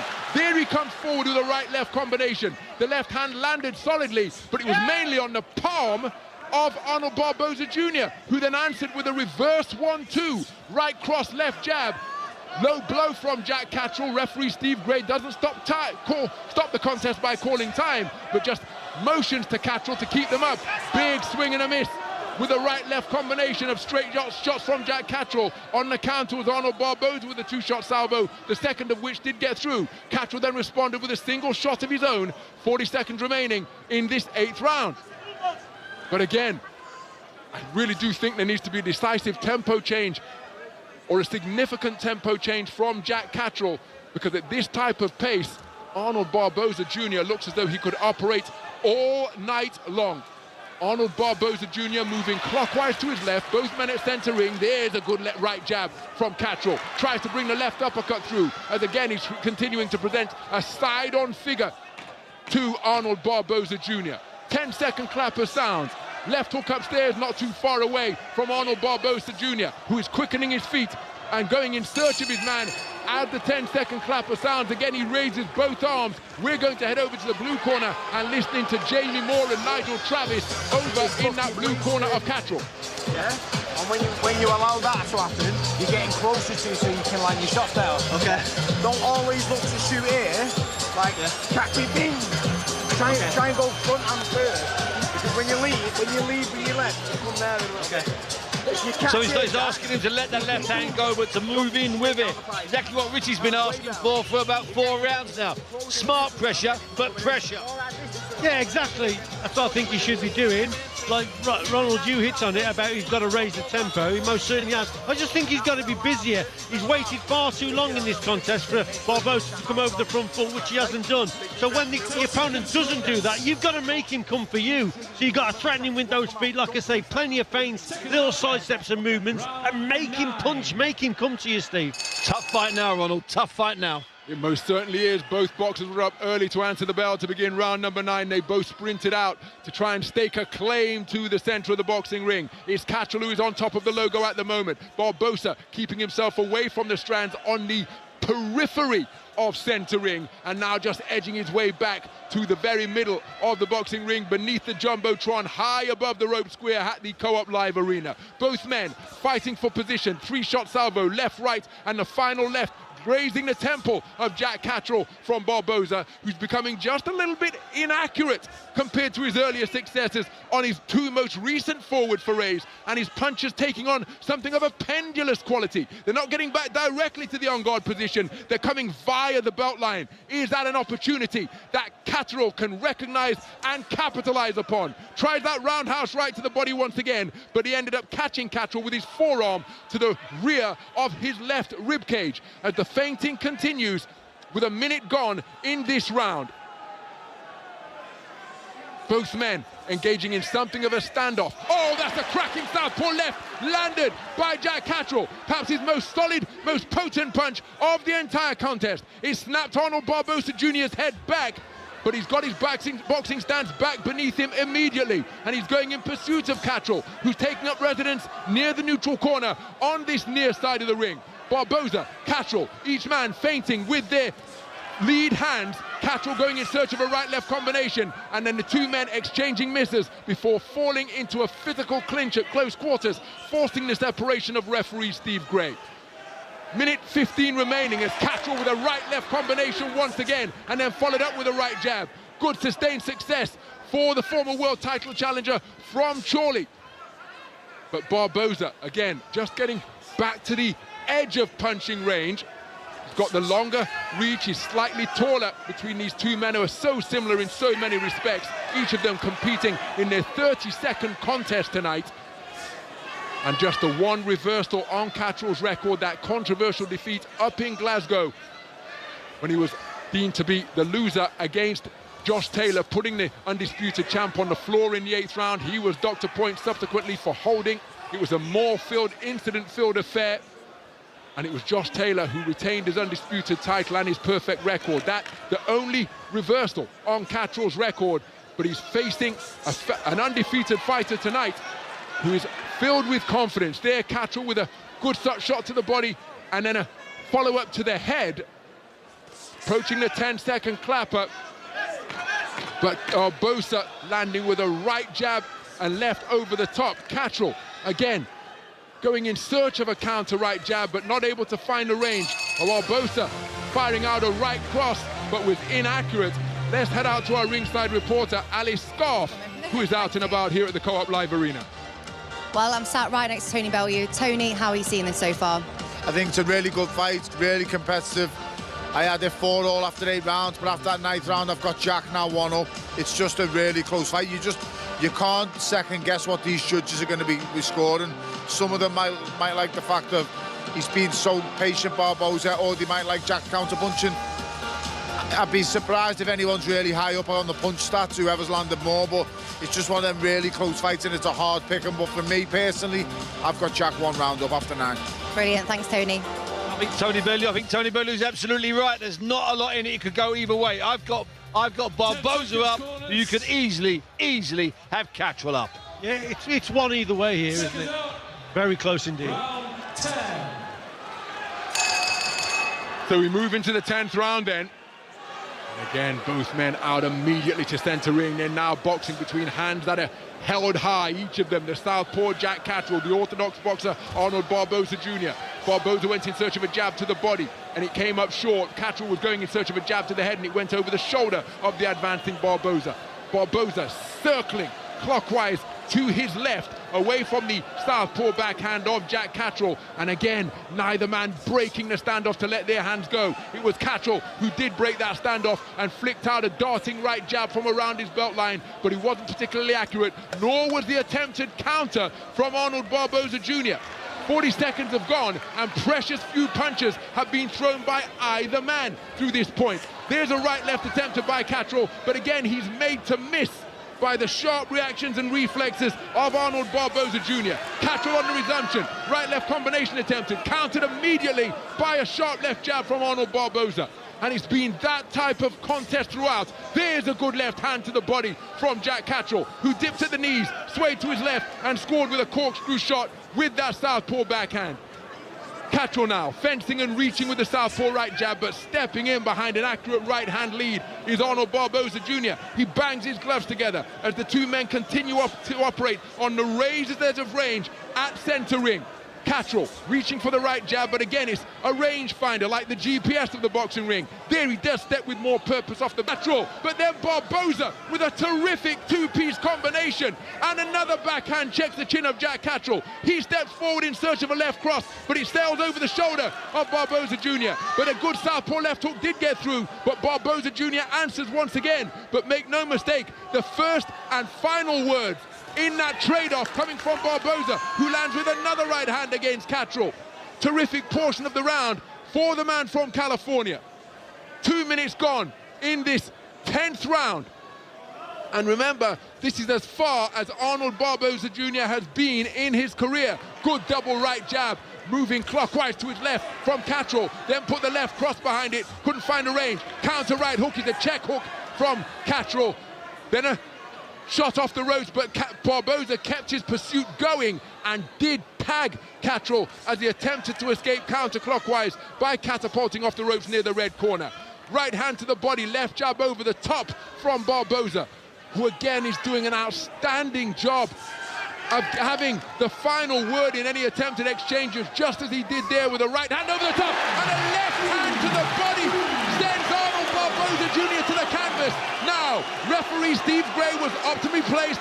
He says there is no knockdown because the legs tangled between the orthodox and southpaw boxer.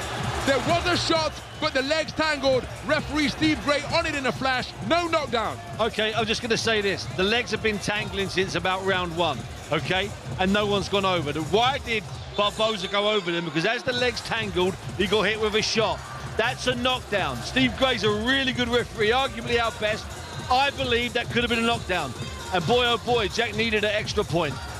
I think, Steve, you're quite right. I think the knockdown isn't because of the clash of the legs. The knockdown is because of the power of the shot that's hit him. Okay, you might be off balance or whatever, but it's actually the force of the punch that's put him down. Now, just watch it on the screen again. It was definitely a shot. It was a good shot from Catterall.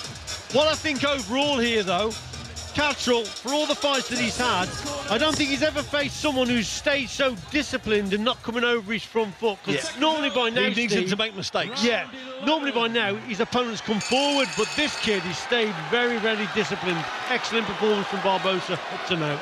Into the championship round we go, and this is brand new, previously uncharted territory being explored by Arnold Barboza Jr. And what is he doing? He's just landed with another telescopic right cross to check the chin of Jack Catterall. And then is a counter left jab again from Barboza. Catterall dips down and scores with a right jab to the body. But again, he's countered by a left jab from Arnold Barboza, who is tucking up tightly, moving clockwise to his left in this game of fisted cat and mouse. There's a disruptive counter left jab from Arnold Barboza Jr. once again, as Catterall has been unable to establish his rhythm on a consistent basis. Comes forward behind two backhanded right jabs and a left cross, but the movement is so subtle, so incremental from Arnold Barboza Jr. that he's increasingly making his man miss by millimeters. Minute gone in this 11th round. Oh, that is a cracking right cross, landed on the point of Jack Catterall's chin from Arnold Barboza Jr. It was set up with a left jab, it found a range, and then he extended and landed with a peach of a punch to check the chin of the man from Chorley. And again, the legs tangled. There was a big dip at the knees from Arnold Barboza Jr. He remained upright, but again, he was helped into that compromised position by a shot from Jack Catterall. This time, on the follow-up, there was no entanglement of the legs, and Catterall landed with a solid left cross from long range. And the crowd voicing their displeasure because the two men found themselves in an untidy tangle, forcing the intervention of referee Steve Gray. Counter right jab attempted by Jack Catterall, as now is Barboza seeking to get over that front foot. He's got gloves clamped to either side of his face. Let's grow a right cross. Good movement with the head from Catterall, who dipped at the knees to cause the shot to go over his left shoulder. Minute remaining in this 11th round, this penultimate round. Remember, neither of these men are devastating punchers, but my goodness, Jack Catterall, who hasn't scored a KO since 2019, and that was against the journeyman. Perhaps, oh, there's a beautiful counter left hand again. Perhaps Jack Catterall entering the realm where he needs something big and significant in these remaining 2 rounds. There are 30 seconds left in this 11th round, and Barboza, who's remained so patient, so composed, so disciplined, boxing beautifully to order.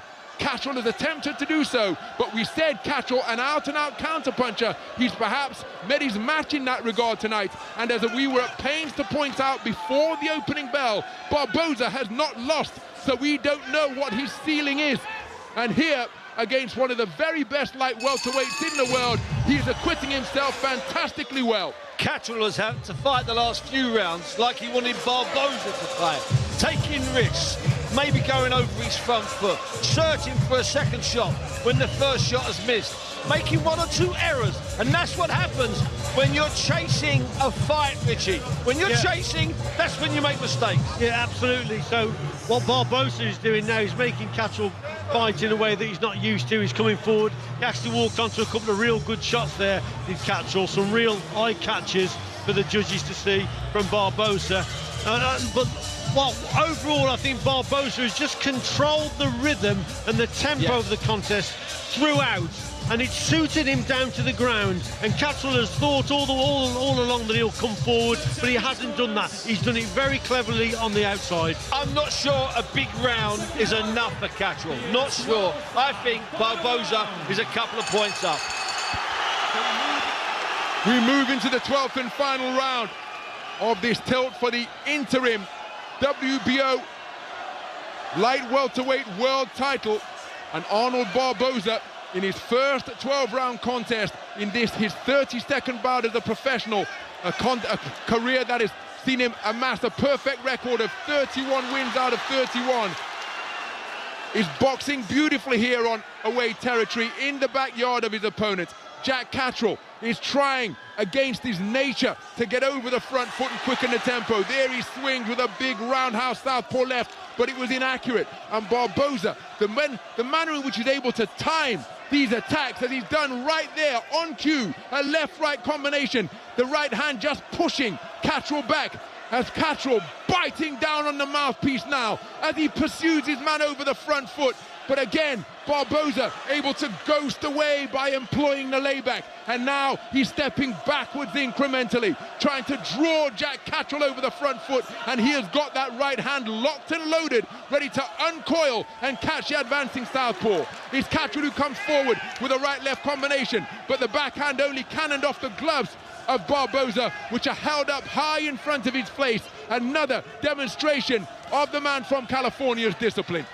Halfway stage of the final round, and Catterall pinned to the rope just above our commentary position, tagged by a right hand as he tried to catapult off the strands. He was tagged by a left jab from Barboza.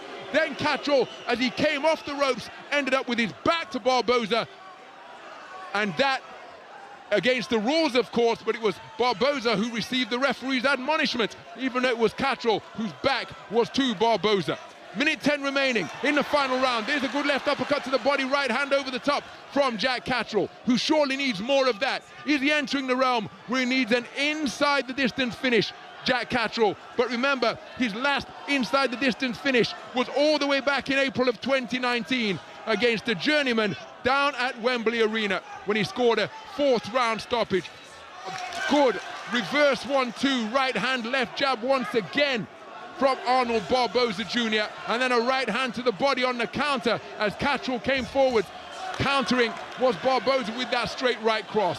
Catterall letting his hands go in a two-shot salvo, but only 30 seconds remain as the crowd try to rouse their man once again. He responds by coming forward with a right-left combination out of that southpaw stance, but Barboza catches the shots with his gloves and forearms, then goes in search of his own counter. And now it's Barboza on the front foot, pushing Catterall backwards along the ropes on the far side of the ring.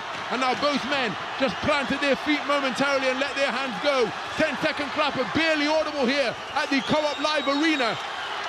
Both men are going to end the contest on their feet, and at the sound of the bell, Arnold Barboza Jr. sprints to the neutral corner on the far side of the ring, scales the third rope, and he is absolutely ecstatic because he believes that he has done enough to extend his perfect record, claim the WBO interim title by taking the scalp of Jack Catterall here in his back garden at the Co-op Live Arena. Jack Catterall hoisted aloft by Nigel Travis from the Moss Side Fire Station Club where he trains. But this is going to go down to the three scoring judges, Marcus McDonald of England, Patrick J. Morley of the USA, and Lesnek Jankowiak of Poland. But Arnold Barboza and his team absolutely confident that they have done enough, and it was a brilliant display by the man making his 12-round debut, Steve. You know, a man making his 12-round debut in front of about 8,000 or 9,000 Chorley fans. Catterall faithful, and I thought he boxed brilliantly, Barboza. I thought there were moments there after about 4 or 5 rounds when he started to measure it. There seems to be a bit of a mixed reaction. Jamie Moore in Jack's corner didn't celebrate. He basically nodded, shook hands. Now there's a bit more celebration. Maybe people realise something. Me personally, I think Barboza has got the decision. Okay, I know it's tight. I know it's nip and tuck. I know it's, as Tony Bellew said earlier on talking to Alice, I know it's about interpretation. What do you think? What's your gut feeling, brother? I think I've got Barboza 7 rounds to 5, so I think I've got him 2 up. I think he's just done enough to win it. I think in that last round, it summed up the whole of the contest, because at one point, Jack Catterall actually sort of beated his chest to say, well, come on, then come to me. And Arnold Barboza just sat back and just didn't respond to it, didn't react, didn't come forward, and he hasn't done that the whole of the contest, staying on the outside. Clever display. Barboza's just been over to speak to Eddie, and Eddie's sort of going to him like shaking his head as if to say no. Barboza's turned around as if to say, what do you mean? You don't think I've won that? I've freezed it. And Eddie's the promoter. He promotes Catterall. He's got lots of fights lined up for Catterall. He's not going to say to an opponent, yeah, I think you've got it, son. He's going to wait for the judges. That's what any professional promoter would do. It'll be interesting. Listen, it's not a robbery if Catterall gets it. Let's get that right. Let's get that right.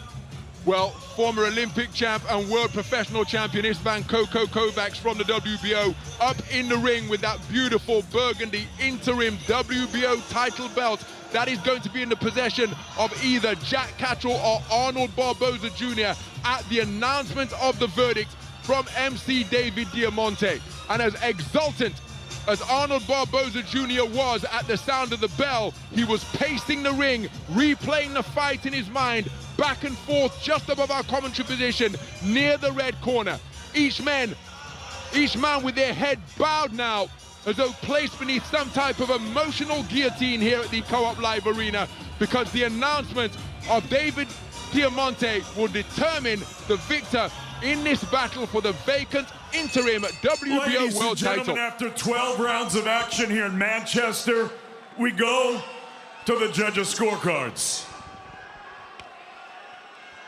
Marcus McDonald, 115, 113, Catterall.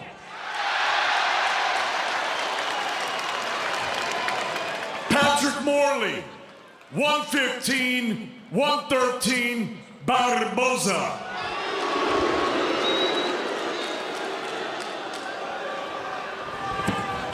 And Leszek Jankowiak scores this bout 115, 113 for your winner by split decision and the new interim WBO junior welterweight champion of the world, Arnold Barboza Jr. Emotional scenes up in the boxing ring at the announcement of that third and crucial verdict from the judge Leszek Jankowiak of Poland. 115, 113 in all of the three judges' verdicts. Two of them from Patrick J. Morley of the USA and Leszek Jankowiak of Poland favouring Barboza. Marcus McDonnell of England favouring Arnold Barboza. And Arnold Barboza, after sinking to his knees, weeping tears of joy, climbed the red corner turnbuckle in his own corner and is now being carried in a shoulder ride on a lap of honour with that burgundy strap, denoting that he is the new interim WBO light welterweight champion of the world. Bitter disappointment for Chorley's Jack Catterall, consigned to just his second loss in the professional ranks, both of them coming in world title tilts. That's how good you have to be to beat Jack Catterall. But Arnold Barboza was that tonight. A very disciplined display of patient, clever punch picking and wonderful ring craft. And it's Arnold Barboza Jr. who extends his perfect record to be crowned as the new interim WBO light welterweight champion of the world. And you know what? That cluster of scores, perfectly fine. Let's get that absolutely right. Here's Jack Catterall fighting half a dozen miles from his house in his hometown in front of 8,000 or 9,000 of his fans. Okay, so for everybody who tells me how fixed, how corrupt, how absolutely rigged boxing is, think about it. The local boxer has lost a split decision to a kid from America who couldn't sell out a cowshed in his hometown. And that's no disrespect to Barboza, who's a great fighter. He's just not a massively popular fighter in America, which is why he had his big fight in Riyadh last year and why he's having his big fight here tonight. So anybody that just wants, I'm just going to get this off the chest, Ronald. Anybody that keeps telling me how crooked boxing is, why didn't Jack Catterall win that by 6 rounds, 5 rounds? You know why he didn't win it by 5 rounds? Because that was proper justice in there tonight. Could he have won it by 2 rounds, like one score? Absolutely. Did Barboza deserve it? Yes, he did. We said that from about round 7, 8 or 9. Catterall knew, he looked out at me as the scores were being read. He knew in his heart of hearts, he hadn't done quite enough. I'm convinced of it, Rich. Absolutely, yeah. I think the judges got it spot on. You know, it's a couple of rounds. I had Barboza at 7 rounds to 5, which is 1-1-5, 1-1-3, and that's not too far away, is it? From what that's exactly what the two of the scores had. And 1-1-5, 1-1-3 went to Catterall. It's a close fight, there's no doubt, but he's just been edged out, and I think Barboza did the better work. I think he controlled the pace. He made Catterall box in a way which he wasn't used to, and it'll be a learning fight for Jack Catterall, believe it or not, this week, because he's never faced an opponent who was as patient as that. No way. And it was a clever display. And to come over here and come into the Lions' Den, you've got to say that is a hell of a performance from Arnold Barboza. We've got to give the kid credit. You know what? Simple, and Eddie's going to tell me in about 5 minutes when I interview him. Bunsey, let's have a rematch. Let's have a rematch. Why not? Let's have a rematch. It was close enough. It was tight enough. The crowd in here, by the way, look, if it was a bad decision, they would be screaming blue murder. They're not stupid. They're smart fight fans. Manchester fight fans, Chorley fight fans, British fight fans are smart. We know when a decision's right. They're just disappointed, Steve, They're disappointed, but they'll come back, Richie, because it was that type of fight. And Jack will be full of reasons why he lost and reasons why he can win the rematch. Barboza will be unbelievably confident he can do better in the rematch, because the rematch wouldn't just be, a fight. It will be for the full title, the way things are working out. Listen, you two carry on down here, put your feet up, get a cigar on. I'll go out in the ring and do all the work. Don't worry, I'll do all the work. So, Steve Bunt's about to take up his role as roving reporter, but in the meantime, we're going to hear from Alice Scarf, who's been out in the Co-op Live arena all evening here on 5 Live. Alice, it's over to you. We are just stood behind the red corner with outsider Barboza's crew here, but I'm stood with Dalton Smith. Dalton, your thoughts on that decision? Yeah, I thought it was a very close fight for me. I had it a draw, if not 1 round to Jack Catterall, but I just think the rounds are very hard to score. Congratulations to Arnold Barboza, a great achievement, but obviously we wanted Jack to win. In his hometown, big moment for him, but that's boxing at the top. The rounds are going to be close, so yeah. Brilliant, thanks, Dalton. So Alice Scarf with the new mandatory WBC #1 contender, Dalton Smith from the Steel City of Sheffield, giving his post-fight analysis. But Richie, in this era of boxing that we're in, so often we used to say during previous series with 4 champions and they all stayed on parallel tracks and wouldn't necessarily face each other. Here we had the #1 and #2 willing to get in the ring, test their skills in careers that are so similar. Each man contesting their 31st fight, their 32nd fight. First of all, each man deserves immense credit for agreeing to take this on for the vacant interim strap. Absolutely, it was a proper world title contest, wasn't it, against the #1 and the #2. So we're just going to head over to Steve Bunn. Sorry to interrupt you, Richie. Steve, it's over to you. Yeah, thanks very much indeed. I think I've stolen it in front of the zone, which I'm a bit sorry about. Arnold, first of all, congratulations on a nearly flawless performance. You were brilliant tonight, and the fans, I know they booed a little bit, but they appreciate boxing. Yeah, man, you know what? That's all that matters. Get my respect. At the end of the day, I'm coming home with this belt. Man, it's the best feeling in the world. My team, man. My team. God first. It's amazing. And Arnold, you thought you'd done enough to win. So were you a bit concerned that one judge voting for Jack? Yeah, man, honestly, I didn't have it that close, man. I didn't feel him hit me with no clean shots. You know, so, but look, man, at the end of the day, it doesn't matter. We came out with the victory. Now, one of the things that might come up, and I'm going to put it to you straight away now in victory. First of all, congratulate you. Would you come back for a rematch if it made sense? If it made sense, yes, but let me get T.O. out of the way and let me see what's going to happen next. But, of course, I'll rematch Jack, but he's going to come to L.A. I won't come back. And that's good because we can all come with him. Let me ask you this. Do you think Teofimo Lopez will take the option to fight you, or do you think he'll go elsewhere? I think he'll go elsewhere. I looked at this as the world champion. You know, I don't think he's fighting me. So look, I see it as the world belt, and we got it. Thank you so much for coming. Thank you so much for coming. Thanks very much indeed. So that's Arnold there. So I'm going to grab Eddie now. Let's go down here if we can. Thanks, fellas. Arnold Barboza. I spoke to him in the week and he was confident, not massively confident, but solidly and sound. Very tight. Yeah. Nip and tuck, it's a cliche, but it was. I actually thought Jack won the last round to nick the fight, but all 3 judges had it to Barboza at the top. To be honest, I feel like Jack left it in the ring. You know, he needed to do more. Like, he could have won the fight, and being at home in a very, very close fight, I thought he might have edged it, but 7-5 the other way. Every judge had it 115, 113, which you can't really complain either way. But it just frustrating because it just felt like just a little bit more work. You could have won the rounds a lot more convincingly. So, you know, disappointing. Congratulations to Barboza. But, you know, a disappointing night for Jack Catterall. And Barboza, as Jamie Moore said to me in a week, he doesn't do anything brilliantly, Bunsey, but he just does everything well. I said to Barboza, you know, when I got in the ring, he was like, oh, I won that. I said, mate, honestly, that's close. That's not close. I went, neither of you really did enough. But you might have done enough. You might not have. I don't know. But, you know, I would have liked to have seen both fighters take a little bit more initiative in the fight, really. It's your chance. The interim world championship, you know, to fight with Teofimo Lopez. Go and grab it. And Ed, did you speak to Jack up in the ring? Did Jack, because he's gone off to his dressing, we might not get him tonight, did Jack say to you that he thought he'd done enough? I think they felt they edged the fight, but everyone knew it was close, you know, I mean, and I think, you know, looking at the scorecards, I think the boys had Jack winning, I think Darren had Barboza winning. It was one of those fights, really. I just felt he won the last round to edge the fight, but all 3 judges gave it to Barboza the last round, so I have to watch it back, but no real complaints. Thought we edged it, but you can always lose in a close fight. And Ed, I know that it's really putting you on the spot. What would you imagine would you do with Jack now? Would you maybe think about the Dalton Smith fight, an all-British blockbuster, forget belts, just a fight? Yeah, we got a lot of 140-pounders around the world, so he's a world-class fighter, he'll be back. But, you know, when you get that opportunity on this stage, you've just got to do a little bit more. And Eddie, finally, it's time to get back into the sandals and all the linen which you were wearing all of the time when you were living out of a bag. I'm disappointed you've come so sensible tonight.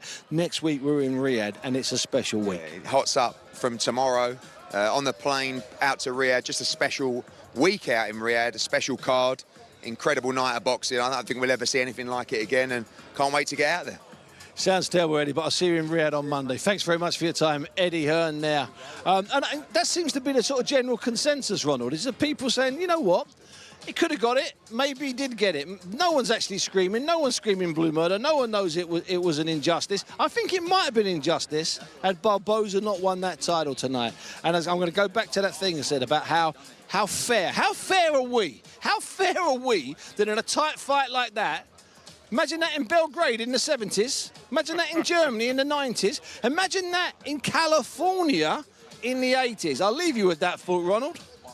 Indeed, there were some boxing venues around the world that were deemed as graveyards of fair play, where the old boxing cliche was that you had to get a knockout to score a draw. But Jack Catterall edged out on a split decision verdict, the three judges returning identical scorecards of 115-113, Marcus McDonald scoring it 115-113 for Catterall, and Patrick J. Morley of the United States, Leszek Jankowiak of Poland, the same verdict for the Californian, to see him claim that vacant interim title. Alice is still out and about for us here in the arena on BBC Radio 5 Live. Alice, who's with you now? Ron, I am joined by former world champion Barry Jones. Barry, your thoughts on that fight? Well, it was the fight I didn't expect it to be. I thought Jack would have an easier time of it, but I thought it'd be a technical affair. I thought the right man won, actually. I don't know how you guys saw it, but I thought Barboza won. It was a tight fight, could have gone either way. I wouldn't have argued. I think the judges' scoring reflected how close the fight was. But I thought Barboza was just the busier of the two. Yeah, I really did. I really think the biggest factor is I'm here now because I'm taking Ronald home tonight.